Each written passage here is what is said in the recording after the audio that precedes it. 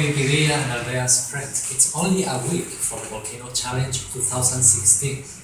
This year we are climbing two of the highest volcanoes in Central America to raise funds for the implementation of our program in the villages where we work.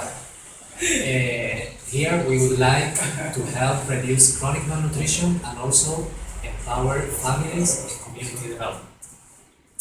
Three of us are hiking in honor of women who spend many hours every day hauling water and also connecting fire.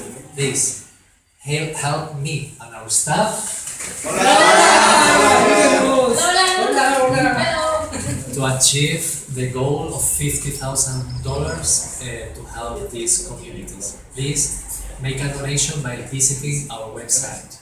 Thank you very much. I see you on the top.